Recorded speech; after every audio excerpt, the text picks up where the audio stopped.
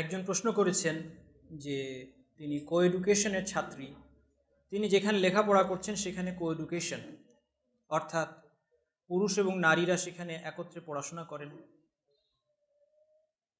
তো সেখানে স্বাভাবিকভাবেই কাজ করতে গিয়ে বা লেখাপড়া করতে গিয়ে বিপরীত লিঙ্গের সাথে অর্থাৎ পুরুষ নারী একে অপরের সাথে কথাবার্তা বলতে হয়। এই অবস্থায় কলব ভালো রাখার জন্য কি করা যায়?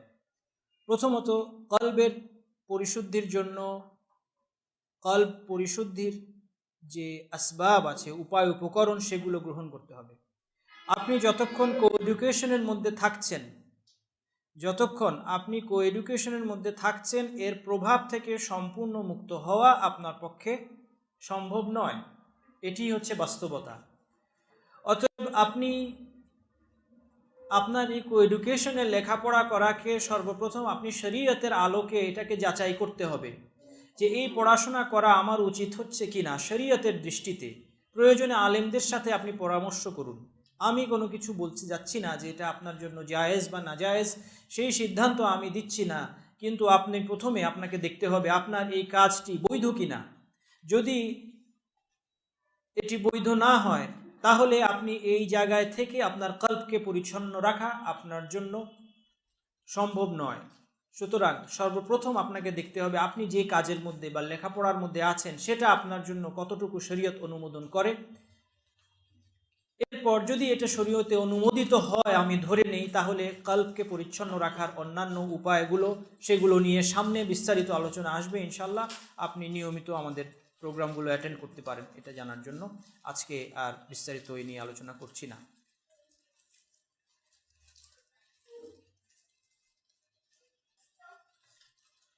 আরেকটি প্রশ্ন করেছেন যে কারো চেহারা দেখলেই অনেক সময় মনে হয় লোকটা খারাপ, তার অন্তরে কুটিলতা আছে। এই ধরনের মিথ্যা অনুমান থেকে দূরে থাকার জন্য কি করব? যেহেতু আপনি বুঝতে পারছেন যে এই অনুমানটা মিথ্যা, এটাকে দূর করে দিবেন, অন্তর থেকে দূর করে দিবেন, তার সম্পর্কে কিছুই ভাবার দরকার নেই। তবে অনেক সময় অভিজ্ঞতা থেকে আমরা একটা মানুষের কথাবার্তা বা কাজকর্ম দেখে কিছু আন্দাজ তার সম্পর্কে করতে পারি। সেই আন্দাজ করতে পারার কারণে তার ব্যাপারে সতর্কতা অবলম্বন করা নিষিদ্ধ নয়। এটি তার সম্পর্কে কোনো স্থায়ী ধারণা পোষণ করা ঠিক হবে না, কিন্তু একটা আন্দাজ থেকে সতর্কতা অবলম্বন করা, তার ব্যাপারে সাবধান থাকা, তার কোনো কথা বা কাজের কারণে এটি নিষিদ্ধ নয়, এটি করা যেতে পারে। তবে কোনো সন্দেহ স্থায়ীভাবে পোষণ করা এটা একদমই উচিত না। মুসলিমদের মধ্যে সন্দেহের কারণে অনেক সমস্যার সৃষ্টি হয়। এই জন্য সূরা আল হুজুরাতে আল্লাহ সুবহানাহু ওয়া তাআলা সন্দেহ সম্পর্কে বলেছেন, ইন্না বা'দায-যান্নি ইসম ইয়া আইয়ুহাল্লাযীনা আমানু ইজতানিবু কাসীরাম মিনায-যান্ন। হে মুমিনরা, তোমরা অনেক ওয়ান থেকেই তোমরা দূরে থাকো। ইন্না বা'দায-যান্নি ইসম, কেননা কোনো সংশয় সন্দেহ পাপ। অর্থাৎ কোনো কারণ ছাড়াই আপনি মুমিন ভাই সম্পর্কে সন্দেহ করলেন, এটি পাপ হতে পারে। একজন স্বামী স্ত্রীর মধ্যে একটি বিবাদ সম্পর্কে প্রশ্ন করেছেন। এই প্রশ্নটা আমার কাছে ক্লিয়ার না, এই জন্য আমি এখন উত্তর দিচ্ছি না। প্রশ্নটা আমার কাছে ক্লিয়ার হয়নি।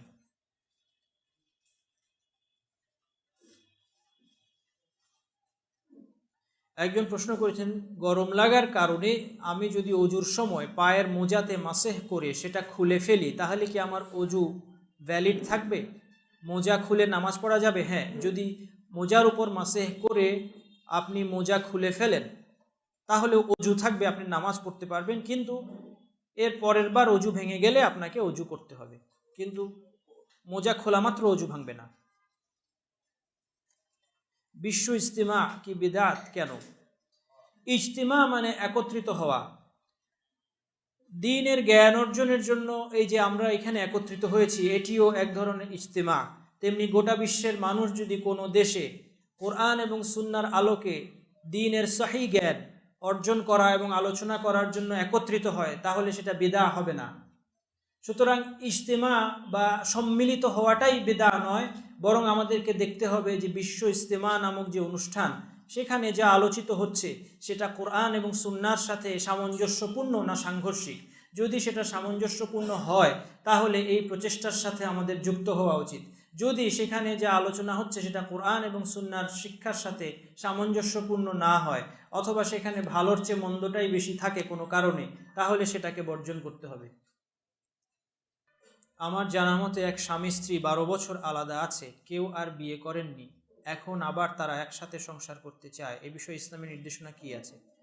যদি তাদের তালাক না হয়ে থাকে, সেপারেশন, তালাক বা খোলার মাধ্যমে বা ফাসখের মাধ্যমে না হয়ে থাকে, তাহলে আবার একসাথে ঘর করতে কোনো বাধা নেই, কেননা তারা স্বামী স্ত্রী হিসেবেই আছেন, শুধু আলাদা থাকার কারণে বিয়ে ভেঙে যায়নি, সেই ক্ষেত্রে একসাথে হতে বাধা নেই।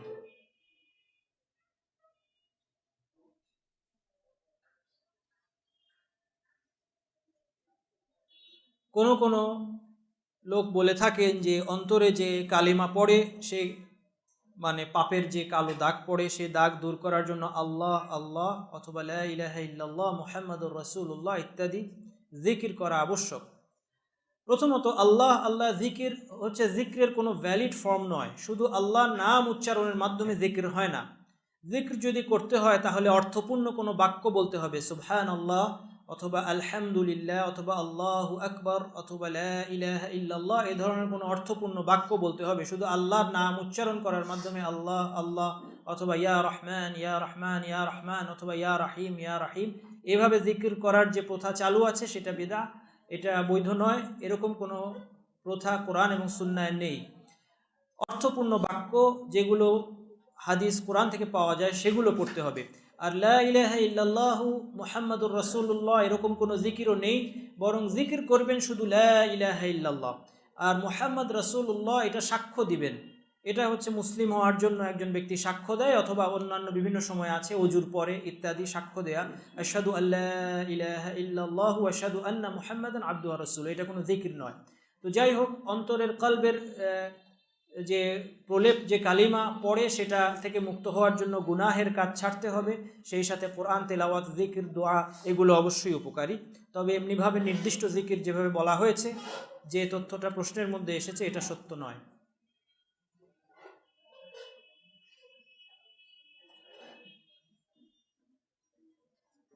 কারো কাছ থেকে 1 লাখ টাকা ধার নিয়ে সে যদি বছরে 15,000 টাকা বেশি দেয়, সেটা কি বৈধ হবে? ধার নিয়ে ধার শোধ করার সময় যদি বেশি নেওয়া হয় সেটাই সুদ, সেটা 1 টাকা হলেও সেটা সুদ হবে, এটা বৈধ নয়, সুদ। লয়ার প্রফেশন কি ইসলামে আছে? ল নিয়ে আগেও আমরা বলেছি যে লয়ের যেহেতু সাধারণভাবে যে ল পড়ানো হয় আমাদের দেশে বা বেশিরভাগ দেশে যে লটা পড়ানো হয় সেটা ইসলামিক ল না, সুতরাং সেই ল প্র্যাকটিস করতে গেলে ইসলামের যে মূলনীতি তা ভায়োলেট হওয়ার সম্ভাবনা প্রবল। তারপরেও কেউ যদি লয়ার হয়েই যান, তাহলে তার এই পেশাকে বৈধভাবে ব্যবহার করারও উপায় আছে বলেই আমার ধারণা। কিছু ভাইদের সাথেও আমি আলাপ করেছি, আলাপ করে মনে হয়েছে যে দেশে লয়ের কিছু সেক্টর আছে যেটা কোরআন এবং সুন্নাহর সাথে সাংঘর্ষিক নয়, অতএব সেই সব সেক্টরে আপনি কাজ করতে পারেন। দ্বিতীয় প্রশ্ন হচ্ছে ফিলসফি নিয়ে পড়ে কি টিচিং প্রফেশনে যেতে পারবো কিনা? ফিলসফি নিয়ে পড়াটাও খুব বিপজ্জনক, কেননা ফিলসফির আওতায় যা কিছু পড়ানো হবে এগুলো ইসলামের সাথে সাংঘর্ষিক। অতএব এটা পড়ে আপনি যখন টিচিংয়ে যাবেন, তখন এই সাংঘর্ষিক বিষয়গুলো আপনার পড়াতে হবে। এখন একটাই সমাধান হতে পারে যে আপনি সবগুলো পড়ানোর সময় এগুলোকে খণ্ডন করবেন, শুধু সারা ক্লাস জুড়ে আপনি খণ্ডনই করবেন, যে প্লেটো এই কথা বলেছে এটা ভুল, সক্রেটিস এই কথা বলেছে এটা ভুল, কোরআন হাদিস এই কথা বলছে, তারপর কার্ল মার্কস এই কথা বলেছে এটা ভুল, এইগুলো সব যদি আপনি করতে পারেন এবং আপনার উদ্দেশ্য হচ্ছে ফিলসফির সব ভুল আপনি তাদের সামনে তুলে ধরবেন, তাহলে এটা হতে পারে। তবে সেটাও যে এখনও ভর্তি হননি তাকে সাজেস্ট করব না। যে পড়ে শেষ করে ফেলেছেন তার জন্য এবং তার চাকরিটা করা খুব দরকার, তাকে আমরা বলতে পারি যে এখন এই চাকরিটা কোনোভাবে হালাল করা যায় কিনা। সেই উপায় হিসেবে বলতে পারি যে যা কিছু ক্লাসে পড়াচ্ছেন সবগুলোকে ইসলামাইজ করতে হবে, দেখেন পারেন কিনা। কোয়েল পাখি খাঁচায় পোষা কি জায়েজ হবে? এর বর্জ্য কি নাপাক? কোয়েল পাখি খাঁচায় পোষা যদি তাকে তার খাদ্য প্রোভাইড করেন, কষ্ট না দেন, তাহলে পাখি পোষা জায়েজ। এর বর্জ্য, কোয়েল পাখি যেহেতু খাওয়া বৈধ সেই জন্য এর বর্জ্যটা পাক, নাপাক নয়। সালাতে 1 বার নাকি 2 বার সেজদা দিয়েছি, ভুলে গেলে এমত অবস্থায় কি করা?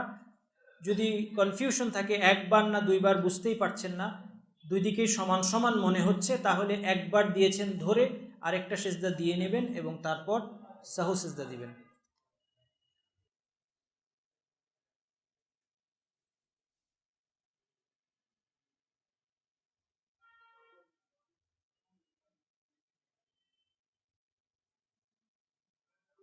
একজন প্রশ্ন করেছেন যে কোনো পুরুষ তার অধীনস্থ স্ত্রী, মেয়ে, বোন এদেরকে কোনো অপরাধের প্রেক্ষিতে মারধর করতে পারবে কিনা। ডিসিপ্লিন করার জন্য মারার বিধান আছে, যেই মার হবে গায়র মুবাররিহ, যদি এর চেয়ে সহজ পন্থায় কোনো ফল না হয়, যদি সুন্দরভাবে উপদেশ দেওয়ার মাধ্যমেও ফলাফল পাওয়া যাচ্ছে না, এই অবস্থায় বিশেষ প্রয়োজনে আঘাত করা যাবে, কিন্তু দরবান গায়রা মুবাররিহ, এমনভাবে আঘাত করতে যেন শক্ত শক্ত মার যেন না হয়, ব্যথা লাগে, সে আহত হয়ে যায়, এই ধরনের মার তাকে দেওয়া যাবে না। আর যদি অপরাধ না করা সত্ত্বেও মারধর করে, তাহলে দুনিয়া এবং আখেরাতে ওই পুরুষের জন্য কি কোনো শাস্তির বিধান আছে? অবশ্যই আছে, অবশ্যই। সে জালেম এবং তাকে আল্লাহর কাছে এর জন্য জবাবদিহি করতে হবে, তাকে প্রাপ্য শাস্তি তাকে পেতে হবে। যদি না আল্লাহ তাকে ক্ষমা করেন এবং এই লোক যাকে সে জুলুম করেছে সে তাকে ক্ষমা করে, তাহলে তার জন্য শাস্তি নির্ধারিত অবশ্যই আছে।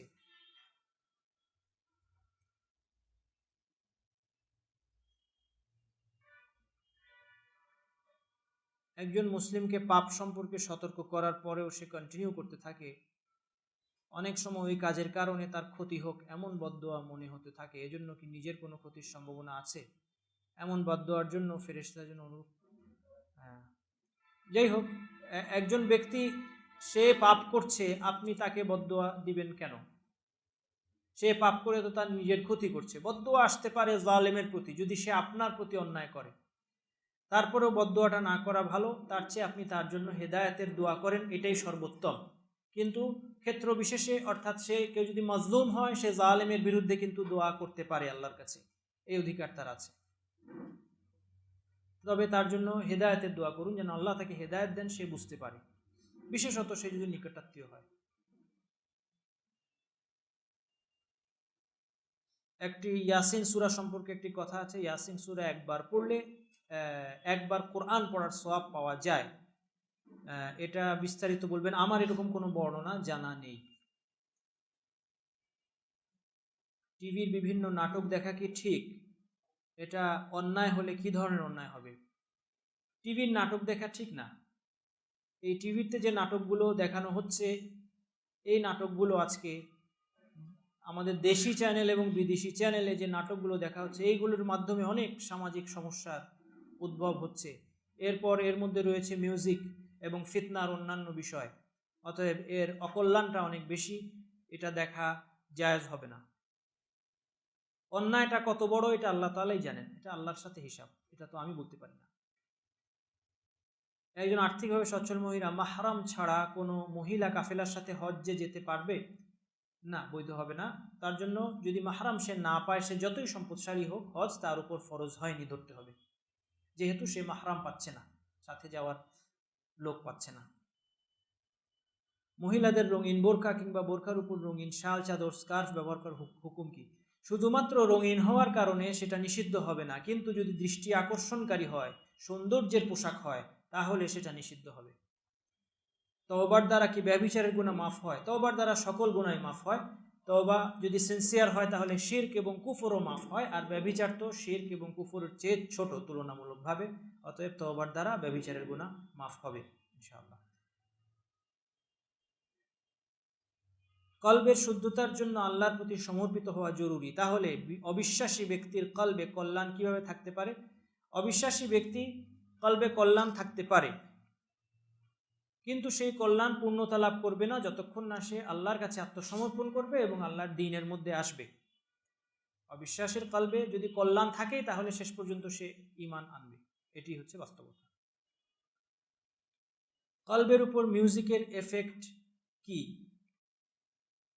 প্রশ্ন করেছেন, what is the effect of music on কলব, please mention some authentic resources. Music নিষিদ্ধ এবং এটি সহিহ হাদিস দ্বারা প্রমাণিত। এই হাদিসগুলোর রেফারেন্স এই মুহূর্তে আমার মুখস্থ নেই, তবে এটা বলতে পারি যে এর পক্ষে সহিহ হাদিস আছে।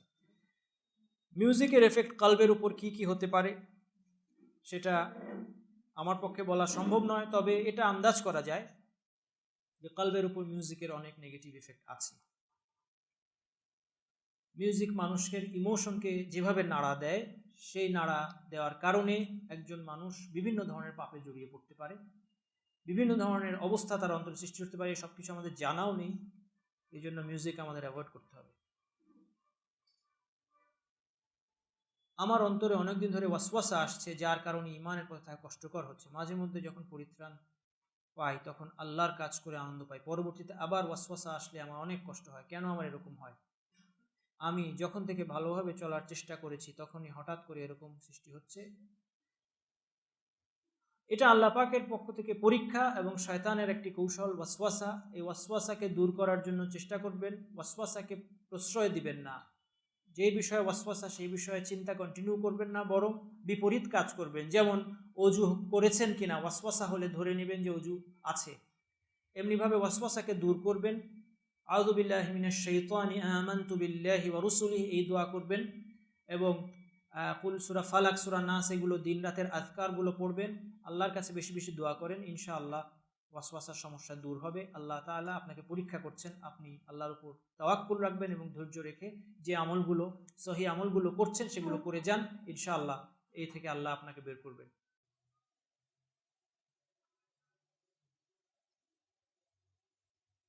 কোনো মহিলা যদি বাচ্চাকে অ্যাডপ্ট করতে চায়, বর্তমান 4 বছর, তাকে কতবার দুধ পান করাতে হবে? ওই মহিলার এখন একটি মেয়ে হয়েছে, 5 বার দুধ পান করালে সে আপনার দুধ সন্তানে পরিণত হবে। অবশ্য কত বছর বলল? বর্তমানে 4 বছর। বর্তমানে যেহেতু তার বয়স 4 বছর, তাহলে এখন আর দুধ পান করিয়ে লাভ নেই। 4 বছর বয়সে তার দুধ পান করার বয়স যেহেতু অতিক্রান্ত হয়েছে, এখন তাকে আপনি বুকের দুধ পান করালেও সে আপনার দুধ মেয়ে হবে না, সে আপনার দুধ মেয়ে হবে না।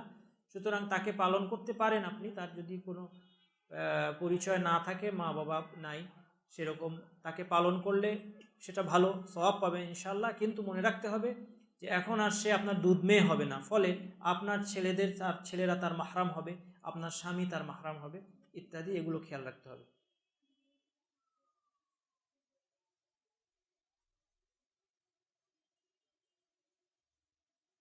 মা বাবার সাথে কেউ দুর্ব্যবহার করলে সে এখন কি করবে? সে এ থেকে তওবা করবে। মা বাবার সাথে দুর্ব্যবহার করা কবিরা গুনাহ, অত্যন্ত বড় অপরাধ। সে মা বাবার আল্লাহর কাছে ক্ষমা চাইবে এবং মা বাবার কাছে ক্ষমা চাইবে।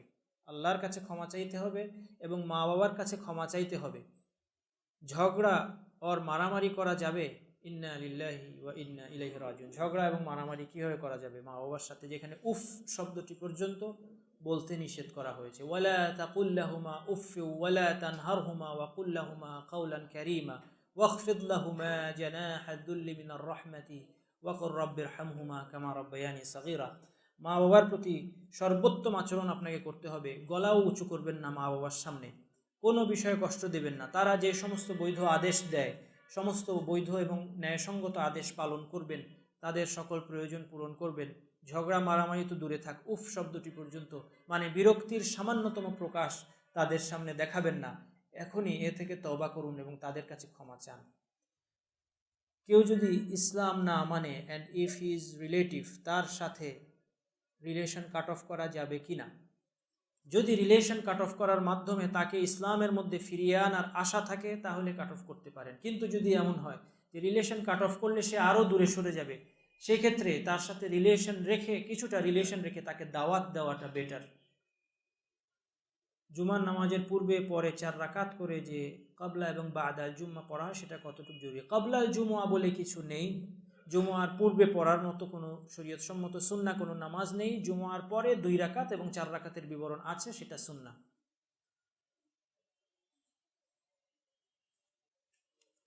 Without knowledge can someone become a believer?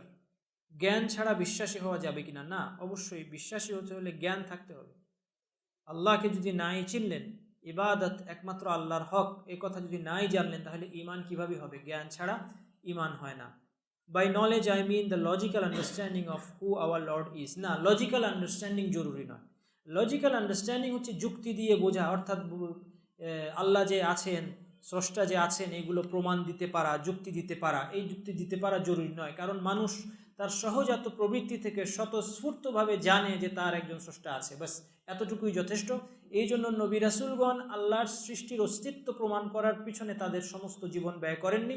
তারা তাদের সমস্ত জীবন ব্যয় করেছেন আল্লাহ জন্য, ইবাদত যেন সবটাই আল্লাহর জন্য হয় এই কারণে। কেননা মানুষ সহজাতভাবেই জানে যে আল্লাহর অস্তিত্ব আছে, সে স্বীকার করুক বা নাই করুক, সে যেই তত্ত্বের দোহাই দেখ, যেই দর্শনের দোহাই দিয়েই স্রষ্টাকে অস্বীকার করুক না কেন, বাস্তবতা হচ্ছে সে নিজেও ভালো করে জানে যে আল্লাহ আছেন। এই জন্য ফিরআউন এবং তার দলবল যখন আল্লাহকে অস্বীকার করেছে, তাদের সম্পর্কে আল্লাহ তাআলা বলেছেন ওয়াজাহাদু বিহা ওয়াস্তায়কানাতহা আনফুসুহুম যুলমান ওয়া উলুওয়া আও কামা ক্বাল, যে তারা একে অস্বীকার করেছে কিন্তু তাদের অন্তরে এর ইয়াকিন ছিল যে আল্লাহ আছেন এবং তিনি একমাত্র মাবুদ।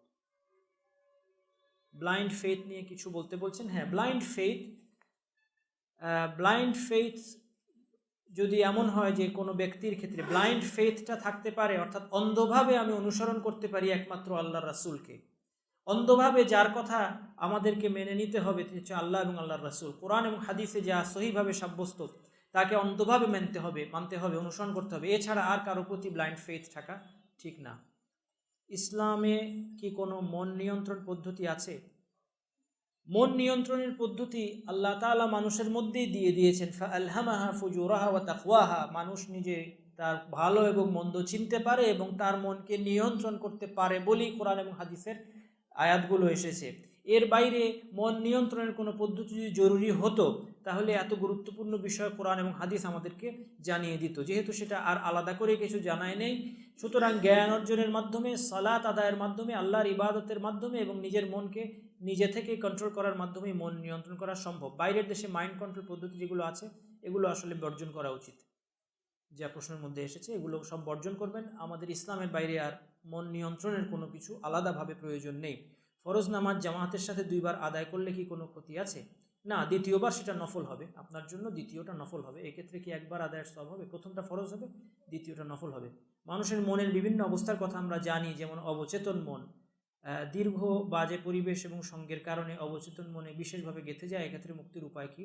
যাক, অবচেতন মন বলি আর যাই বলি, এগুলো তো আসলে নিশ্চিত হওয়া মুশকিল, এগুলো থিওরি। এগুলো যেটাই হোক, যে দীর্ঘ পরিবেশের কারণে আপনার কলবে যে ময়লা পড়েছে তা দূর করার উপায় হচ্ছে সেই পরিবেশ ত্যাগ করা এবং সৎসঙ্গের মধ্যে আসা, কোরআন এবং হাদিসের চর্চা করা, আল্লাহর ইবাদত করা। তাহলে এই দীর্ঘ সময় ধরে যে অন্তরে ময়লা জমেছে সেটা আস্তে আস্তে দূর হয়ে যাবে ইনশাআল্লাহ। হোয়াটস দ্য ডিফারেন্স বিটুইন ইলহাম অ্যান্ড ওয়াহি? ওয়াহি হচ্ছে নবী রাসূলদের কাছে আসে, আর নবী রাসূল ছাড়া অন্য মানুষদের মনে যদি আল্লাহ তাআলার পক্ষ থেকে কোনো অনুভূতি সৃষ্টি হয় সেটাকে ইলহাম বলা হয়। Is it possible to gain ইলহাম নাও? হ্যাঁ, ইলহাম এখনও হতে পারে কারো মনে, কিন্তু সবসময় ইলহামকে কোরআন এবং হাদিসের আলোকে যাচাই করতে হবে। আপনার মনে হলো যে আমার মনের মধ্যে একটা ইলহাম হয়েছে, আপনি কিন্তু নিশ্চিত না যে এটা আল্লাহর পক্ষ থেকে ইলহাম নাকি শয়তানের পক্ষ থেকে ইলহাম। ইলহাম 2 রকমই আসতে পারে, শয়তানও ইলহাম দিতে পারে। তো এই জন্য আপনার কোরআন এবং হাদিসের আলোকে যাচাই করে দেখতে হবে। যদি কোরআন এবং হাদিসের সাথে আপনার যা মনে হচ্ছে সেটা সামঞ্জস্যপূর্ণ হয় তাহলে হতে পারে এটা আল্লাহর পক্ষ থেকে ইলহাম। আর যদি সাংঘর্ষিক হয় তাহলে নিশ্চিত থাকুন এটা আল্লাহর পক্ষ থেকে না, এটাকে বাদ দিতে হবে। কোনো সন্তান যদি পিতামাতার অমতে অবাধ্য হয়ে বিবাহ করে তাহলে সে বিবাহ শরীয়তসম্মত হবে কি? এর হুকুম কি? হ্যাঁ, বিবাহ শরীয়তসম্মত হবে, কিন্তু মা বাবা অসন্তুষ্ট কেন সেই বিবাহের ব্যাপারে সেটা দেখতে হবে। যদি মা বাবা একটা ভ্যালিড অবজেকশন দিয়ে থাকেন আর সেটা সে শোনেনি, তাদের অমতে বিয়ে করেছে, এই কারণে মা বাবা অসন্তুষ্ট, তাহলে সে গুনাহগার হবে, কিন্তু বিয়েটা ভ্যালিড থাকবে। এখন মা বাবাকে সন্তুষ্ট করার চেষ্টা করুন। আসসালামু আলাইকুম। What is বাইআ? বাইআ হচ্ছে আনুগত্যের শপথ, যেটা বাইআতুর রিদওয়ানের কথা আমরা বলেছি, সাহাবীরা বায়াত দিয়েছেন আল্লাহ রাসূলের কাছে, সেটা হচ্ছে আনুগত্যের শপথ। অর্থাৎ আমরা আল্লাহ এবং আল্লাহর রাসূলের আনুগত্যের শপথ করতে, অথবা যে লিডারের কাছে দেওয়া হয়, সাধারণত রাষ্ট্র নেতার কাছে, এটা আল্লাহর রাসূল এবং আল্লাহর রাসূলের পরবর্তীতে শরীয়তসম্মত লিডারের কাছে বায়াত দেওয়া হবে, সেটাকে আনুগত্যের শপথ বা বায়াত দেওয়া হয়। স্কলারের কাছে কোনো বায়াত হয় না। প্রশ্ন করেছেন ক্যান উই গিভ বায়াত টু এনি স্কলার? না, স্কলারের কাছে বায়াত হয় না। What are the criterias? Criteria হচ্ছে শরীয়তসম্মত যে রাষ্ট্রনায়ক তার কাছে বায়াত হয়, স্কলারের কাছে বায়াত হয় না। কিভাবে বোঝা যাবে যে আমার কল্ব পরিষ্কার হচ্ছে এবং হয়েছে? জান্নাতে গেলে, জান্নাতে প্রবেশ করলে আপনি নিশ্চিত হতে পারবেন যে আপনার কল্ব পরিশুদ্ধ হয়েছে। এর আগ পর্যন্ত নিশ্চিত হওয়ার কোনো উপায় নেই। সেই জন্য সারাক্ষণ কল্বকে জিজ্ঞাসাবাদের কাঠগোড়ায় রাখুন। কখনোই তাকে নিশ্চিন্ত থাকতে দেবেন না যে তুমি এখন পরিচ্ছন্ন। কলবকে পরিশুদ্ধ রাখার প্রক্রিয়া ধরে রাখতে কি করা যেতে পারে, এগুলো সামনে বিস্তারিত আলোচনা হবে ইনশাআল্লাহ। আমার মনে হয় আগে আমার তাকওয়া আরও বেশি ছিল, কিন্তু বিভিন্ন ফিতনার কারণে এখন কমে গিয়েছে। তাকওয়া বৃদ্ধির জন্য কিছু টিপস দেন। এগুলো আসলে টিপস হিসেবে না দিয়ে জেনারেল টিপস দেওয়া যায়। জ্ঞান অর্জন করুন, ইবাদত বেশি বেশি করুন, নফল ফরজের পরে নফল ইবাদত বেশি বেশি করুন, সৎসঙ্গে থাকুন ইত্যাদি। আর কলবের পরিশুদ্ধি এতে আপনাকে সাহায্য করবে। সামনে ইনশাআল্লাহ এই বিষয়ে বিস্তারিত আলোচনা আসছে, আলোচনাগুলো নিয়মিত শুনবেন ইনশাআল্লাহ। কখনো কীভাবে বোঝা যাবে আমার অন্তর সুস্থ অথবা সুস্থতার দিকে বলেছি যে এটা নিশ্চিত হওয়ার কোনো উপায় নেই। দেয়ার আর সাম brothers, some of them even come here and spending some kind of spreading some kind of hatred on কি বুঝতে পারছি না, scholars like, আচ্ছা যাই হোক, এগুলো অন্তরের রোগ। মানুষ যখন কোনো স্কলারের সম্পর্কে কোনো খারাপ কিছু ছড়ায়, বিশেষ করে সাধারণ মানুষ, তখন ধরে নিতে হবে যে এটা ঈর্ষা থেকে সে করছে অথবা অন্তরের কোনো প্রবৃত্তি থেকে করছে। তাকে এই ব্যাপারে আল্লাহকে ভয় করতে হবে। মনে রাখতে হবে মানুষের সম্মান অলঙ্ঘনীয়। একজন সাধারণ মুসলিমের সম্মান যেখানে অলঙ্ঘনীয়, সেখানে একজন আলেমের সম্মান অনেক বেশি অলঙ্ঘনীয়। এই জন্য ইবনু আসাকির রাহিমাহুল্লাহু তাআলা বলেছেন, ইন্না লুহুমাল উলামাই রাহমাতুল্লাহি আলাইহিম মাসমুমা, আলেমদের গোশত বিষাক্ত। যারা আলেমদের গীবত করে, যারা আলেমদের নিয়ে দোষ ত্রুটি বের করার কাজে পড়ে থাকে, তাদের অবস্থা দেখলেই আপনি বুঝতে পারবেন যে কিভাবে তাদের জীবন। দেখুন, যারা আলেমদেরকে নিয়ে পড়ে আছে আলেমদের দোষ ত্রুটি বের করার কাজে, তারা আপনি দেখবেন আল্লাহ তাআলা তাদেরকে তাদের তৌফিক উঠিয়ে নিয়েছে। তারা ভালো কাজগুলো করতে পারছে না, ভালো কাজগুলো সেই আলেমরাই করছে। আর উপরন্তু তারা আলেমদের সওয়াবে, তাদেরকে গীবত করার মাধ্যমে আলেমদের সওয়াবে আরও নতুন কিছু অ্যাড করছে। সুতরাং আলেমদের এতে ক্ষতি হওয়ার কোনো সুযোগই নাই, বরং তারা নিজেরাই নিজেদেরকে ক্ষতিগ্রস্ত করছে। এই বিষয়ে একটা বড় ভালো বই আছে আরবিতে, খুব চমৎকার একটা বই, কাওয়াইদুত তাআমুল মাআল উলামা, আলেমদের সাথে ডিল করার কাওয়াইদ, মূলনীতিগুলো। এই বইটি আরবিতে আছে। এই বইটি যারা আলেমদেরকে নিয়ে ফিতনার মধ্যে আছেন তাদেরকে পড়ার জন্য বলবো। আরবি যেহেতু আপনি পারেন না, আগে আরবি শিখুন, এরপর এই বইটা পড়ুন। শেখ বিন বাজ রাহিমাহুল্লাহু তাআলা এই বইটি রেকমেন্ড করেছেন। সৌদি আরবের গ্র্যান্ড মুফতি শেখ বিন বাজ এই বইটি রেকমেন্ড করেছেন। আমি বলবো আপনি আরবি শিখুন, এই বইটা পড়ুন, তারপর যদি আপনার মন সায় দেয় তাহলে আলেমদের গোশত আপনি খেতে পারেন। আল্লাহ সুবহানাহু ওয়া তাআলা আমাদের এই আলোচনা কবুল করুন। সুবহানাকাল্লাহুম্মা ওয়া বিহামদিকা আশহাদু আল্লা ইলাহা ইল্লা আনতা আস্তাগফিরুকা ওয়া আতুবু ইলাইক।